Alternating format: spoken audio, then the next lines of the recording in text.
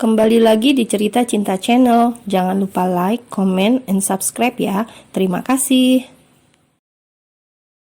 Pagi itu Levia diselimuti duka yang mendalam. Ia sangat menyesal mengapa semalam tidak pulang saja.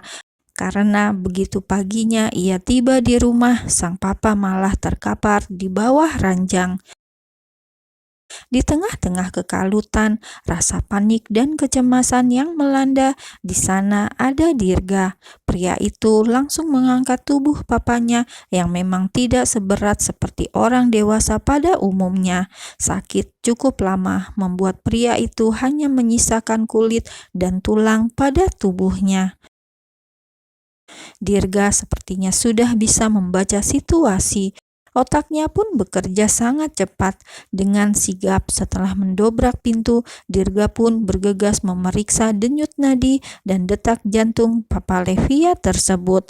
Dirasa masih ada harapan, mereka pun bergegas ke sebuah rumah sakit. Di depan UGD. "Duduklah, Lev, Om pasti baik-baik saja. Sudah ada dokter ahli yang kini menanganinya, jadi lebih baik duduklah," seru Dirga saat melihat Levia yang berjalan seperti setrika di depan UGD. Wajah Levia nampak pucat. Mungkin ia takut kehilangan pria yang berbaring lemah di dalam sana. Hanya itu keluarga Levia satu-satunya, sedangkan Mama Donna dan Reva sepertinya mereka pergi, entah kabur atau bagaimana, atau jangan-jangan ini mengenai aksi Nyonya Pram yang mencari siapa selingkuhan suaminya yang sebenarnya. Sambil terus mondar-mandir, Levia nampak terus berpikir. Ia pun mencoba menghubungi mama tirinya itu, tapi nomornya tidak aktif. Buru-buru ia mencari nomor ponsel Reza. Meskipun katanya masih ada kerjaan beberapa hari lagi, Levia harus menghubungi kakak tirinya itu. Bagaimanapun juga, sepertinya selama ini yang mengangkat ia ada di rumah itu adalah Reza. Tut, tut, tut.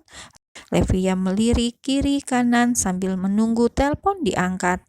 "Kamu menghubungi siapa, Lev?" Dirga mendekat dan penasaran. "Mas Reza, Levi harus minta Mas Reza pulang." Dirga mengerutkan dahi, kemudian menajamkan telinga ketika Levia berbicara di telepon. Mas Reza, Mas bisa pulang sekarang? Papa sekarang di rumah sakit," ucap Levia di telepon dengan gugup. Tunggu, bicara pelan-pelan. Papa kenapa?" "Papa jatuh," jawab Levia. "Bisa jatuh bagaimana? Mama di mana?" Levia diam, pasalnya ia juga tidak bisa menjawab. Levi, panggil Reza yang tidak ada sahutan dari seberang telepon. Rumah kosong, Mas."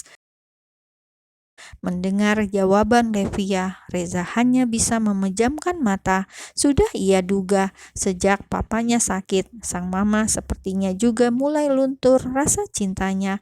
Padahal mereka hidup bahagia, ya papa dan mama kecuali Levia, karena sang mama sepertinya kurang suka dengan Levia. Wajah Levia terlalu mirip dengan wajah ibunya, membuat Mama Donna mungkin sakit hati.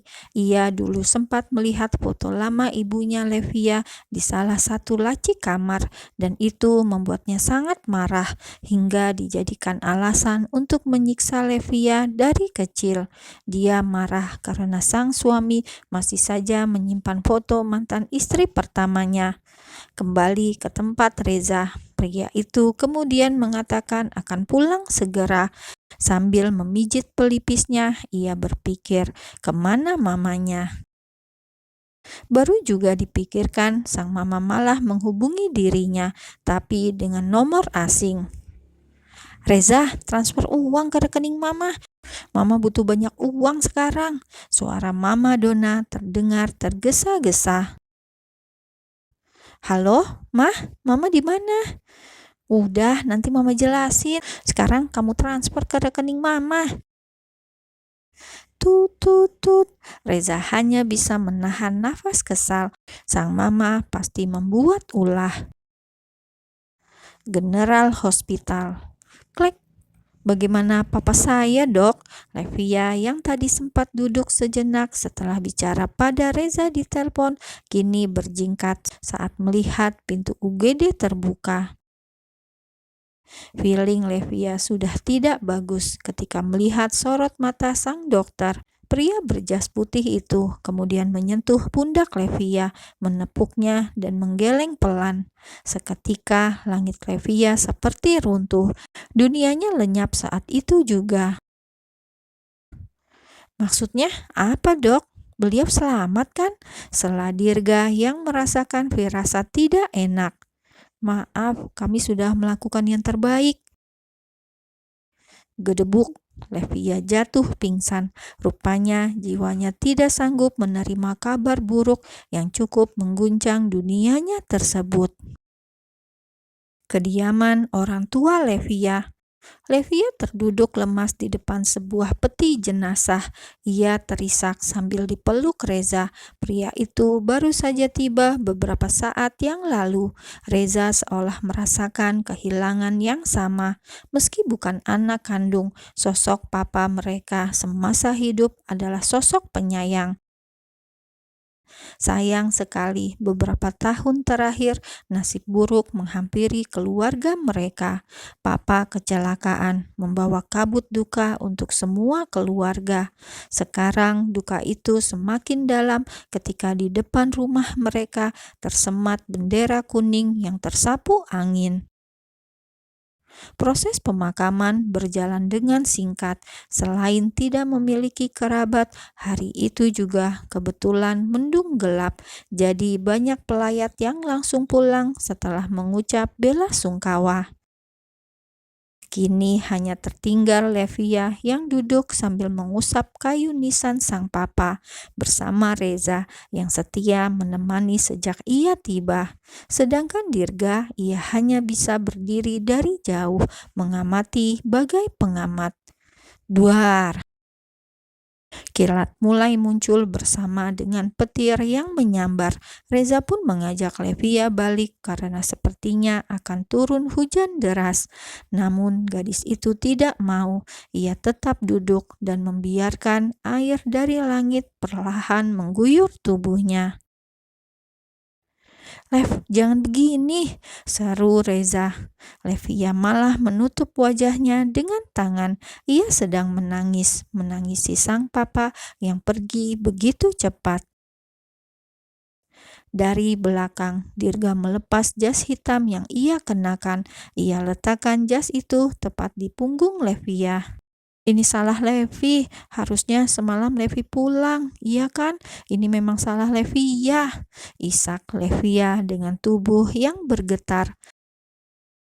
Kehilangan sang papa seperti kehilangan separuh hidupnya. Sakit, rasanya tidak bisa dikatakan dengan apapun. Levia hanya bisa menyalahkan diri sendiri. "Lev, biarkan papa. Papa sudah tenang. Papa sudah tidak merasakan sakit lagi." Reza mencoba membesarkan hati sang adik tirinya itu. Namun Levia malah menjadi ia semakin menangis. Rasanya air mata itu tidak mau berhenti. Membaca nama sang papa di nisan membuat Levia kembali lemas. Levia," pekik Reza. Begitu juga dengan Dirga. Karena Dirga yang sudah berdiri tepat di belakang gadis itu, ia lantas membopong tubuh Levia yang sudah basah. Malam harinya. "Pah, maafin Levi. Pah, ini salah Levi. Pah, jangan tinggalin Levi, Pah." Levia terus saja mengigau. Gadis itu sepertinya terlalu larut dalam kesedihan yang begitu dalam. Sedangkan di luar kamar, tepatnya di ruang tamu, Reza sedang bicara pada Dirga. "Terima kasih atas bantuannya," ucap Reza yang kelihatan sudah lelah. Dirga hanya mengangguk, kemudian melirik ke kamar Levia. Sebelum saya pulang, apa boleh melihatnya dulu? Reza sepertinya keberatan, namun saat mengingat kebaikan Dirga, ia pun mengangguk. Srak! Dirga menyibak tirai yang menjadi pembatas. Dilihatnya Levia yang tidur dengan tidak tenang. Dahinya dipenuhi bulir keringat. Keningnya juga berkerut. Sepertinya Levia sedang mengalami mimpi buruk. Pah, papa, Levia mengigau lagi. Melihat hal itu, Dirga menghela nafas dalam-dalam, kemudian mendekati ranjang Levia. Ini bukan salahmu, Levia, bukan. Cup, entah mengapa Dirga hanya ingin mengecup kening gadis tersebut sebelum pulang. Terasa hangat, membuat Dirga ingin menginap saja. Kira-kira sama Reza dibolehkan apa tidak?